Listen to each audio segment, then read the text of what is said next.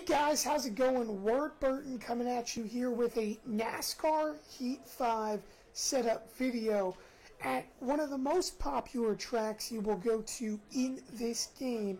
And of course, that is Daytona.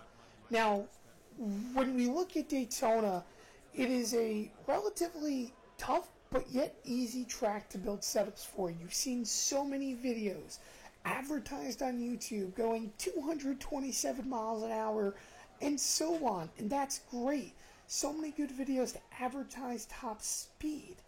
But the problem is that speed is really all in the back of the draft when you make a run.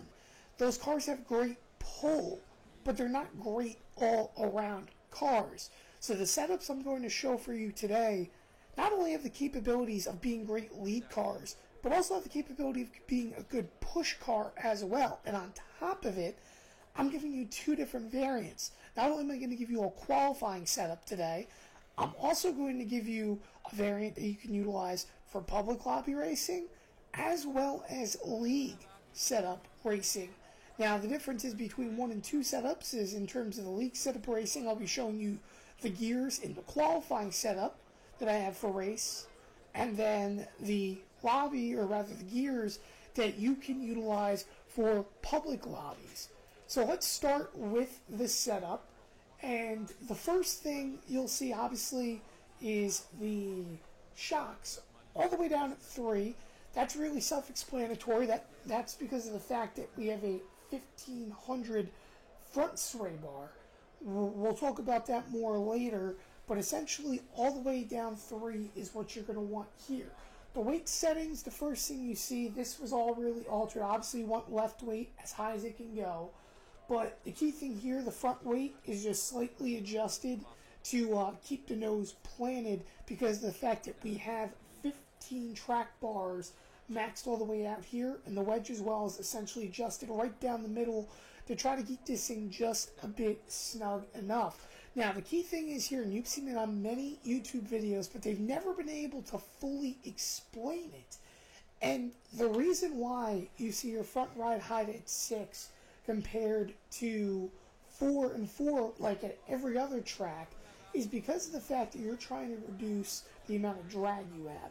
You want the car to go as fast as possible. When you have it on 4.4, you can't really fully achieve the top speed in the runs you want, but you have an aerodynamic advantage if you put the car at a 6 front ride height. It kind of works almost like an airplane, if you get what I mean. You can maximize velocity, you can shoot to get a run, and essentially, quote-unquote, shoot to the moon with that little bit of advantage. So with that being said, that's the reason why you tend to see 6.4 ride heights at a restrictor plate track, and I really don't advise dropping it down to 4. It doesn't really make much of a handling difference. If anything, take the better speed that you can get out of it. You look here in the springs, you max out the front springs, that's just essentially a must here. But the difference is because of our front sway bar, you're going to have to run a lower left spring. If you run it higher, you're just going to break loose, kick around. And with that being said, at first when I made this setup, I tried all 300s, but the problem is trying to even it out like you typically do with springs. You kind of end up bottoming out, especially trying to go to the high line. Your car sparks. Now, that's a positive thing when you see that, just like in real life when you see cars qualifying, because that means you have to raise the pounds of spring, especially in the rear, to get that car to stop sparking. So I found 350 be the common median, kept the car loose enough while being able to make it. Now you see this spread in particular, 50 isn't an ideal spread. But the thing is that when you have a car that you want to make moves with, this allows you to be tight enough while also loose enough to make a run to the outside, work left and right, pick lanes, and that is the big thing. You want handling in this car, and that rear spring combo is going to essentially give that to you. Tire pressure is not much explaining. You want 60s all around. That's just what you're going to want at a restrictor plate track here or a NASCAR Heat. It's the fastest way. There's been no other tire differentiation that's gotten it faster for me, in my opinion. You just want 60s all the way around. Now, the key component for this setup outside of the gearing you will see is the cambers. And I'm going to spend some time explaining exactly why you want these exact cambers. Now, first off, in the left front, most YouTube videos you've seen 3. You've seen some as high as 5, but none really higher than that.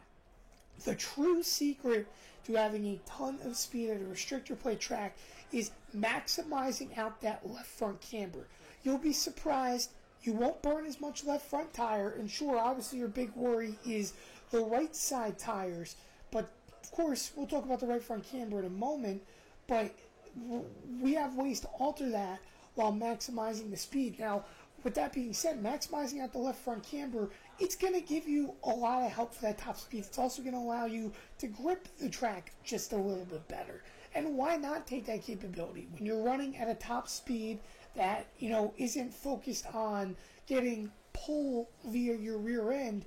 This can really help you keep the car fast, handle great, might I add, and also really, give yourself a chance to be a solid lead car. Again, any opportunity you get at extra top speed, just like the front ride height, is ideal. Now you look at the right front camber. We have this set at a -3. Now, other setup videos have had it reversed. They've had it higher compared to where it's been lower for the left front camber.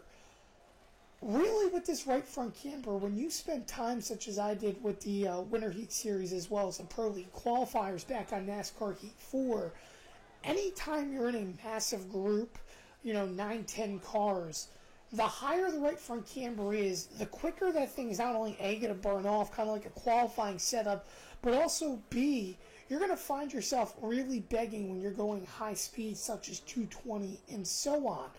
So for me, I found -3 to be the best. Now, if you're in a public lobby and you'll see my qualifying setup video, it's okay to run an -8 camber. You're not going long. You're going to be on 1X, so the distance isn't much of a matter. But if you're in a league race, this is a must. And I promise you this will balance it out. You're going to be a little bit still tight on that right front. It's going to burn a little bit more in that draft. But folks, I promise your tires will never be a concern. And on top of it, it really optimizes out the handling. You're still going to get the top speed you want, and it's going to be really, really comfortable for you. You look at the sway bar, I already mentioned 1500. That's a big reason why our shocks are down in the 3s. 15 track bars all the way around. That is just a given. The looser the car can be, the better it'll move around the track, but also at the same time, the faster it tends to be. That's just a saying here on NASCAR Heat. And needless to say, 15 track bars are the best way around. Your brake bias, this is a preference. For me, 78 works the best in getting it slowed down, but for some others, you can work with a lower brake bias or a higher. Do as need. It's whatever can get you down to pit speed the best. The Grill Tape 55, this one's a must. I feel that the lower the car works, now ideally you want to be no higher, in my opinion, than a 258, and if you're running as high as a 253, then that's fine, but if you're running hotter, you got to go down on tape. For me, I actually like running cool here. I find that it allows you to get pretty solid runs, so that's why I'm running a 55 tape. 6-degree wheel lock, that also is a preference thing, just like the brake bias is. Go based upon your wheel settings and what feels comfortable. If I go too high, I'll start pounding off the apron or whatever, and you don't want that. So alter around, especially if you're on controller, alter around with your wheel settings or a little bit of your wheel lock and your offset to try to find what's comfortable for you. Now, the key thing and the final thing we'll talk about with this setup is the gears. The gears are the most important part. So many setups we've seen have, above a 280 final. And that, folks, you don't want. The reason being is, yes, it's great. You get great pull in the draft. You become a great draft car. But in a league racing setup, in a league racing component, you lack the capability of being a lead car. With that being said, having a 280 rear end or essentially lower, it's going to be better than having a 280 and a above. And the reason being, again, is you're able to maximize top speed. You know, when you're running higher RPMs in this game, it's a very RPM-based game, especially for fuel. You're going to burn gas a lot more on those higher RPMs, and you know, there's a capability of allowing yourself to maximize top speed without a problem. So thus, I suggest to stay in a 280 or lower final range. Now, if you're trying to learn how to make a final gear, it's this simple. Now, this setup in particular that I'm showing you first is a 4-gear setup for pubs. You can do this, and by the way, 3rd gear is the race gear. So we'll talk about that in a moment, but you can take your rear end multiplied by your 3rd gear, and that will give you your final. This final here is a 278, lower than the 280 I suggest for race. But let's talk about it. So first, a 225 first gear, 145 second. That is pretty simple. You'll find those adjustments based upon the 3rd gear that you're making, or the final gear that you're making with the 370. Now typically, and we'll talk more about how to make custom setups in later videos, but typically you're going to see your gears to be lower than higher when you have a higher rear end ratio. Now the big thing that you have to get used to is going from 4th to 3rd. It's a little bit confusing, folks, but once you get the handle of it, I promise it'll be just fine. You utilize this 1.00 3rd gear and then the 0.75 race gear. It'll work, it'll maximize your top speeds, and again, a 278 rear end, it is awesome. Now, we look at a different setup, folks. This is my qualifying setup.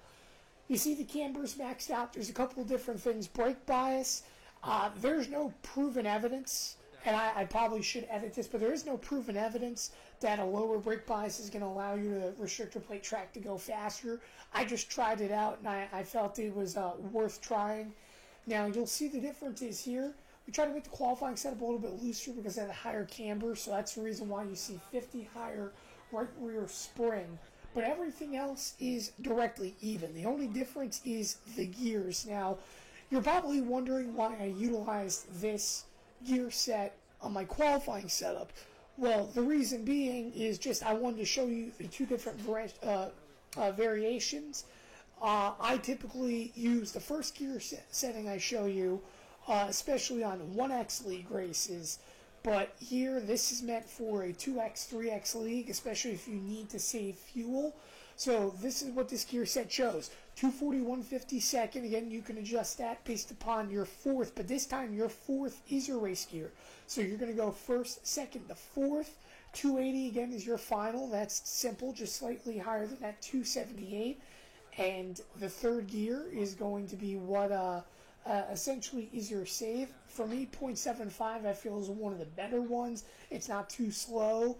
You can raise it a little bit if you feel you're not getting enough pull, but again, this is what I've gotten to work for me, and needless to say, I'm sure it'll work for most of you. Just the big thing when you're in the save gear, be conservative on the throttle. Obviously, if you are too aggressive, you have a chance of losing a little bit of momentum. You know, if you hit a car back at you, it slows down your momentum, losing the draft. Try to be very careful because, again, your goal is to save fuel, and this is going to allow you to do that while staying up in the pack. So we're going to go on track first with our 4-gear setup, and let's take you a lap around and what you see with this car.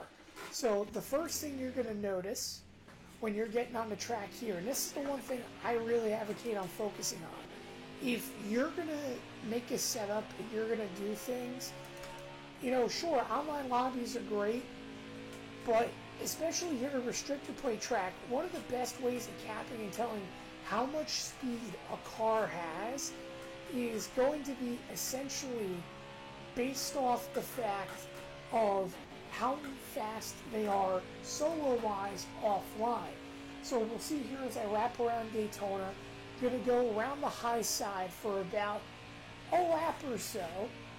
So we'll wrap around 3 and 4 here, and then we'll hold the outside one more time. Now you'll notice here as I'm coming into the tri-oval, I really like to prefer to hold the white lines as much as I can.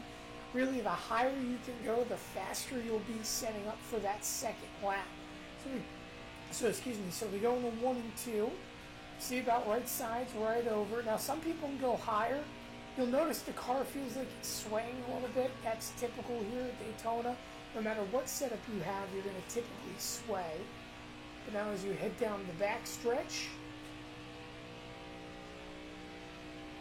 work to, again, the high side, and you get it through 3, trying to keep it above the white. Now the key thing is here is, when do you dive down? Well, that's a great question, essentially, because you see this white line right here? Boom, that's when I dive down. Now I'll hold the bottom as tight as I can. You know, typically in iRacing, you want to give yourself a little bit of gap, a little bit of room to arc. But here, you just want to kind of hold it as tight as you can. Now, based upon the start of this lap, I'm going to guess that this is going to be a high 4, just based upon the fact I haven't hit the apron yet. Race trim's a little bit slower than Q trim, so ideally you're going to want to be hitting lower 4s by yourself. That's when you know you're in a good little rhythm. But as we continue around it, had a little bobble there, hold it towards the bottom. This looks to be a pretty solid lap speed, didn't really die out. Good little run, we'll see here to the line. 4.84, so that's pretty solid for race trim by yourself. And then we'll transition over here to the qualifying setup. And we'll see the difference. Now here, you should run a low 2. Now, with the lower gear, it's going to take time to get it up to speed. But I promise this is going to be great for race trim when you get everything all up and settled. So you see we're starting to get through the gears nicely. The difference of having a 3-gear is you get to your final gear earlier than others. But now you really try to start building that top speed around the track on the high side again. So we'll go through this yet another time. And again, same component. You're going to want to hold those wheels nice, high, and tighty on the white line. See this one a little bit more swayy. That's because of the fact that the right rear spring is getting a little bit higher, but we're trying to actually utilize that sway to our advantage here for qualifying. But also, the other reason why I'm showing you both of these folks is I want you to see as well how both gears have a major impact in terms of top speed and what they do. Now, you could arguably go faster with the 278 here around Daytona. That's a possibility in terms of the Q, but in this scenario, I'm just showing you what I can do with the 280 overall. So we're going to go into 3 and 4 here, and again, we're going to try to dive down on that same exact spot. Getting a little swayy there in the center. I'm trying to hold it as straight as I possibly can. Well, I think I bounced off the wall a little bit, so this may hurt the lap. We'll see. Yep, now I just bounced off the apron. So we'll wrap it around. And we'll try to adjust.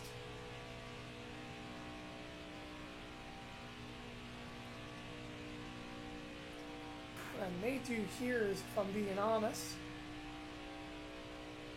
I'm going to jump to the high side, and folks, I'll go one more time around, only for the reason that, well, I made a mistake, and wouldn't want to believe me if I say you're running 4 2s.